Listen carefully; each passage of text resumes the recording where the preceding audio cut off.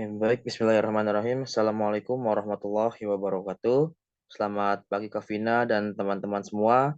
Kami dari kelompok 1 akan mempresentasikan hasil diskusi kami. Kami akan membahas isi buku Perlov, tepatnya pada bab 7, dengan tema message factor, dan fokus pembahasan yang akan kelompok kami sampaikan ialah mengenai site, conclusion, dan evidence. Oke, boleh di next. Ini adalah nama-nama anggota kami. Boleh next.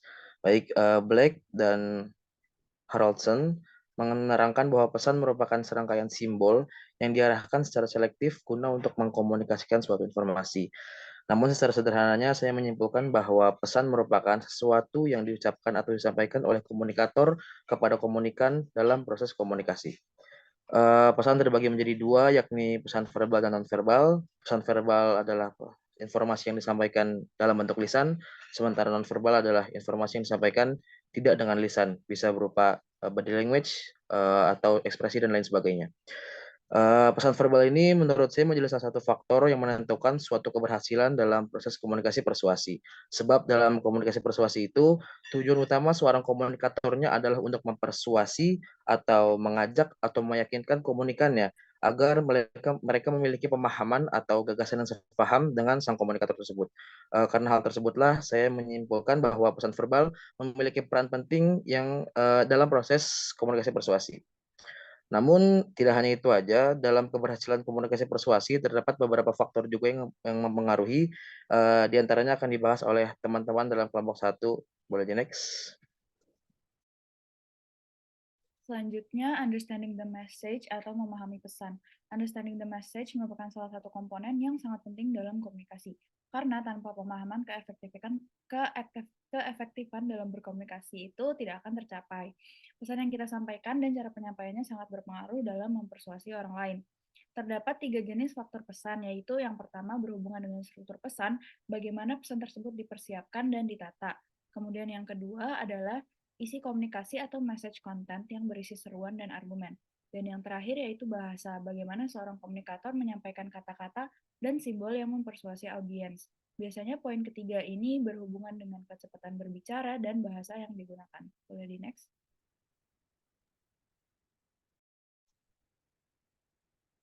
One or Two Sides pada penelitian Mike Allen dan Daniel J. memfokuskan penelitiannya pada satu fenomena menggunakan prosedur statistik untuk menentukan kekuatan temuannya. Jadi menurut saya konsep konses itu hanya ada satu argumen atau pandangan yang diungkapkan. Contohnya dari pemakaian alat kontrasepsi terhadap seks bebas di era kula muda. Kita kasih kelebihan kalau alat kontrasepsi itu buat cegah kehamilan, tapi di sisi lain nggak dijelasin gimana terjadi kebocoran di dalam alat kontrasepsi itu yang akan berakibat fatal jika melakukan pemakaiannya yang tidak benar. Boleh di next?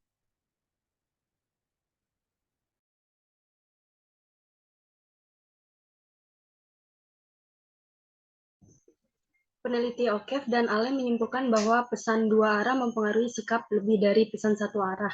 Pesan dua sisi seperti namanya mencapai keunggulan persuasifnya dengan meningkatkan kredibilitas pembicara.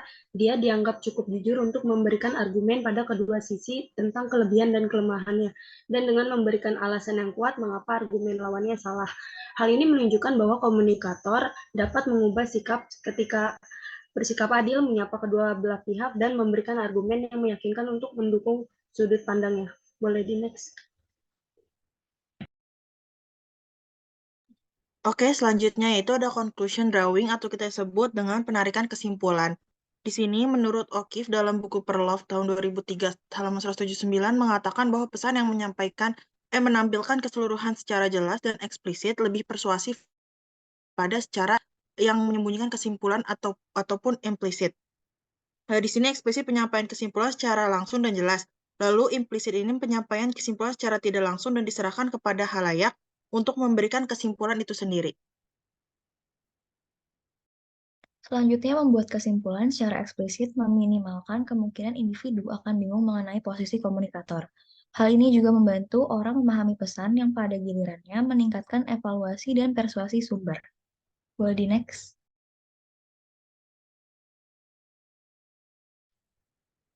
Di sini terdapat contoh dari conclusion. Yang pertama yaitu Misal ketika seorang pejabat publik berbicara mengenai global warming. Dari data-data yang telah disajikan, tidak dapat disangkal bahwa perubahan iklim dan pemanasan global adalah ancaman serius bagi planet kita. Dari pidato tersebut yang dapat disimpulkan adalah, maka dari itu saatnya bagi kita semua untuk bergerak bersama-sama dalam upaya untuk mengatasi masalah ini.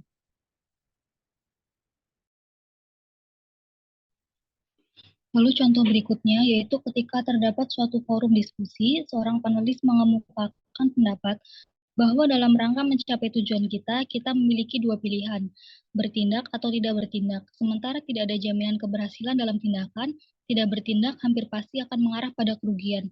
Kesimpulan yang dapat diambil yaitu, oleh karena itu, pilihan yang bijak adalah untuk bertindak. Boleh di next.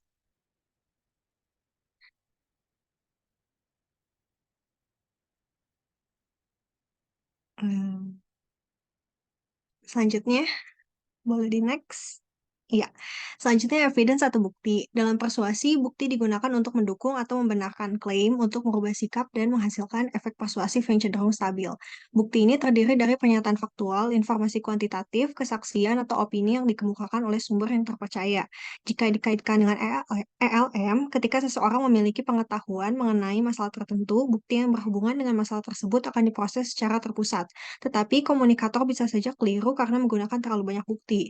Kekeliruan ini biasanya dikarenakan bukti ini digunakan sebagai argumen, bukan isyarat, sehingga gagal untuk terhubung dengan komunikan dengan tingkat keterlibatan yang rendah. Boleh di next.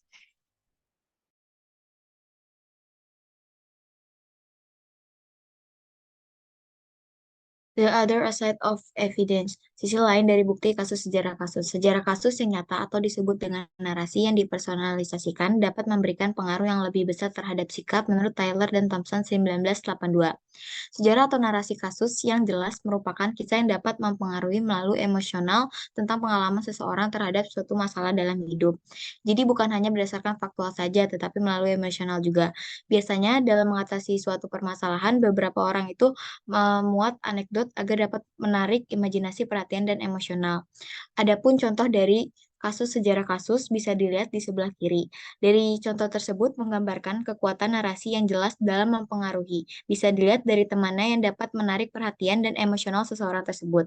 Para psikolog juga mengatakan bahwa masyarakat lebih mudah terpersuasi oleh informasi yang konkret dan menarik secara emosional dibandingkan dengan data statistik. Boleh di next?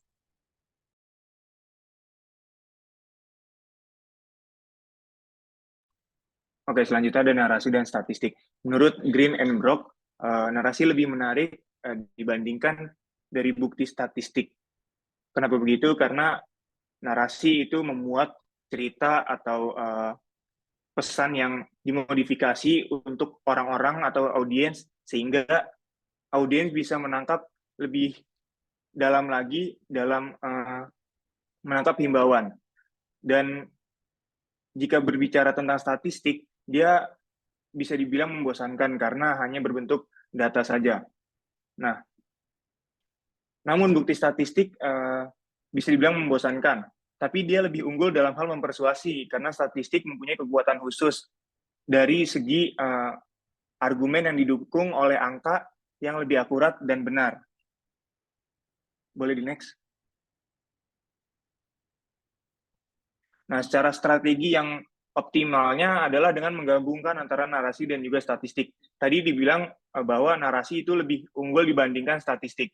Tapi strategi yang optimalnya dengan cara menggabungkan antara narasi dan juga statistik. Karena di dalam pesan tersebut bisa menarik minat seseorang untuk mendengarkannya. Dan juga dari sisi statistik bisa menjelaskan kevalitan dari datanya tersebut. Boleh di next?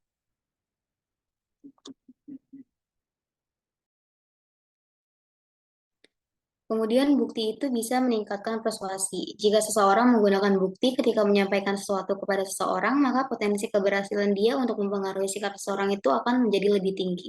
Bukti bisa menjadi faktor pesan rasional dan juga bisa menjadi faktor pesan emosional. Kalau faktor pesan rasional itu dipengaruhi oleh pikiran, sedangkan faktor alasan emosional itu dipengaruhi oleh perasaan. Suatu hal akan menjadi rasional ketika seseorang menghargai bukti kemudian mengubah sikap mereka karena mereka menyadari bahwa bukti mendukung pilihannya. Tapi bukti juga bisa jadi faktor emosional di saat individu mendapat bukti untuk alasan yang efektif. Boleh di next? Selanjutnya, naratif persuasion. Novel, cerita pendek, film, dan berbagai bentuk seni lainnya itu mempengaruhi sikap kita secara mendalam. Contohnya itu seperti saat kita meninggalkan bioskop dalam keadaan linglung, karena pikiran kita terpaku sama adegan dan plot yang kita saksikan. Contoh lainnya saat ada teman yang menceritakan bahwa dia tidak bisa berhenti memikirkan novel yang dia baca. Seperti yang dikatakan oleh Timothy C. Brock, cerita yang kita dengar sehari-hari di media, berita, dan yang kita konsumsi dalam buku, film, drama, sinetron, dan sebagainya memberikan pengaruh besar dalam kesadaran kita. Sekian presentasi yang dapat kami sampaikan. Kurang lebihnya mohon maaf. Wassalamualaikum warahmatullahi wabarakatuh.